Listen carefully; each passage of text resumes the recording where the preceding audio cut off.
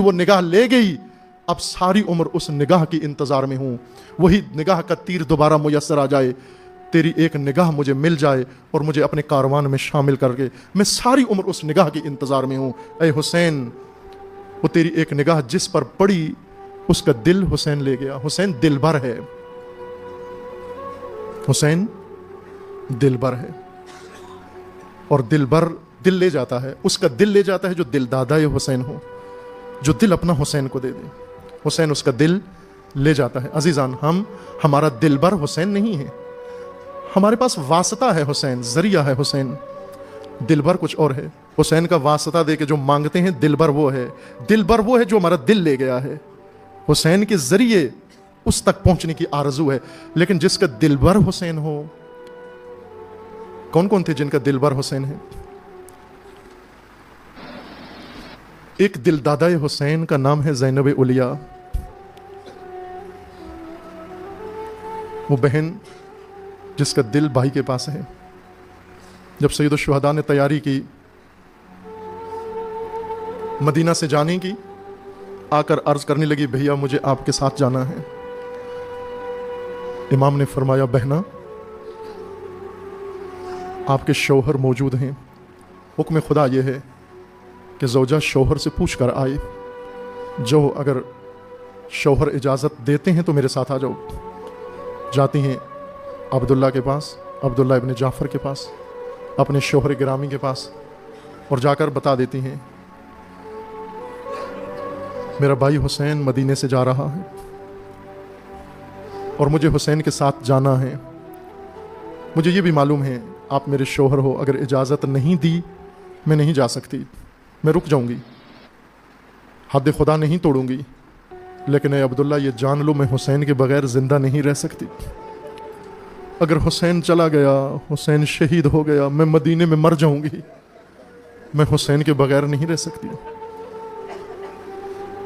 जनाब अब्दुल्ला ने इजाज़त दे दी, आ गई, हुसैन के साथ आ गई।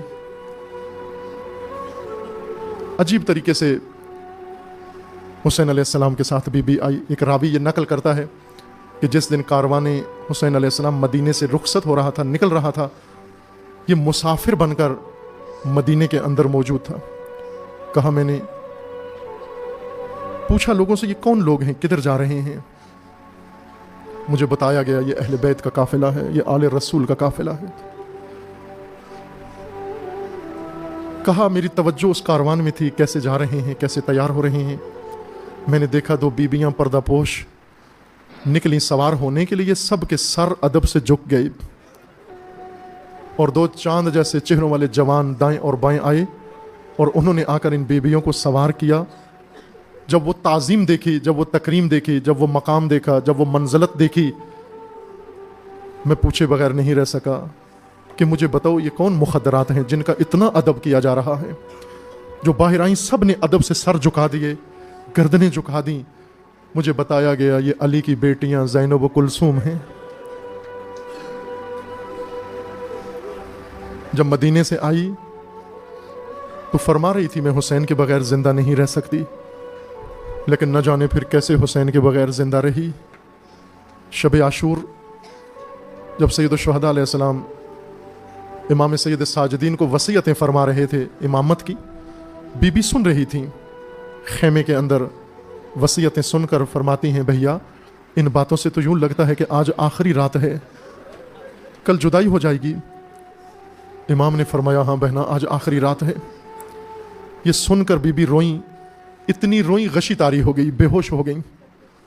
सैयद शुहदा होश में लाए और फिर उसके बाद फरमाया, ये जुमले शहीद मुताहरी फरमाते हैं यही जुमले थे जिन्होंने जनाब ज़ैनब उलिया को हुसैन के बाद जिंदा रहने पे मजबूर कर दिया। यही जुमले थे जिनसे बीबी में जुर्रत और शुजाअत आ गई और अली जैसी ताकत आ गई।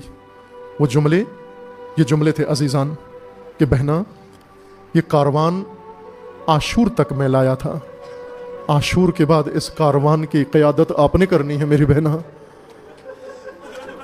अगर आप खबर सुनकर कशी तारी हो गई, कल को जब मंजर देखोगी मेरी बहना तो क्या गुजरेगा उस वक्त।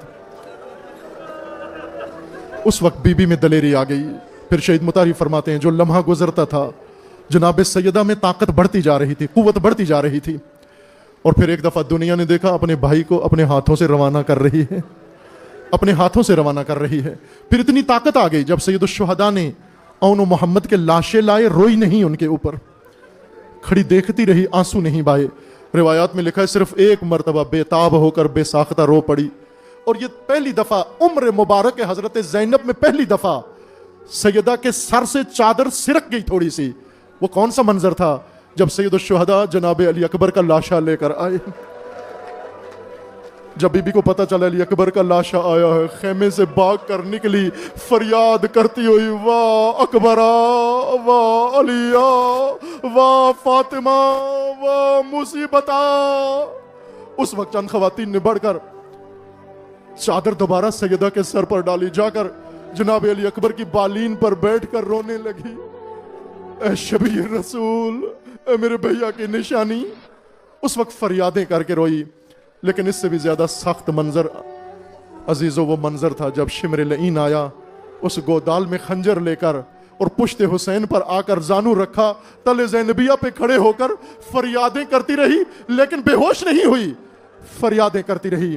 اور پھر اتنی طاقت بی بی کے اندر آ گئی جب شام غریباں ہو گئی، چھوٹے چھوٹے بچوں کو اکٹھا کیا، بیبیوں کو اکٹھا کیا، یتیموں کو اکٹھا کیا، جلے ہوئے خیموں میں ایک نیزہ لے کر کھڑے ہو کر فرماتی ہے، بیبیوں آج کوئی مرد نہیں سوائے زین العابدین کے، لیکن گھبرانا نہیں، آج عباس و حسین نہیں، آج صحابہ میں سے کوئی بھی نہیں، لیکن گھبرانا نہیں، آج علی کی بیٹی موجود ہے، آج پریشان نہ ہونا۔ یہ کہہ کر جملے پھر چلی جاتی ہے جلے ہوئے خیموں کی پشت پر، اور دو زانو ہو کر بیٹھ کر قبلہ رخ بیٹھ کر خدا سے دعا کرتی ہے، اے پروردگارا آج رات زینب کو وہ جرت عطا فرما، آج رات مجھے وہ طاقت عطا فرما، آج رات ایسی قدرت عطا فرما، ان یتیموں کو یتیمی کا احساس نہ ہو، ان بیواؤں کو اپنے مردوں کے فقدان کا احساس نہ ہو۔ اور بی بی پھر اسی طرح آئی عزیزو، لیکن وہ حالت ایسی نہیں تھی معمولی، خستہ تھی بی بی، پہرے دیتی رہی، بچوں کو سلاتی رہی ان جلے ہوئے خیموں میں۔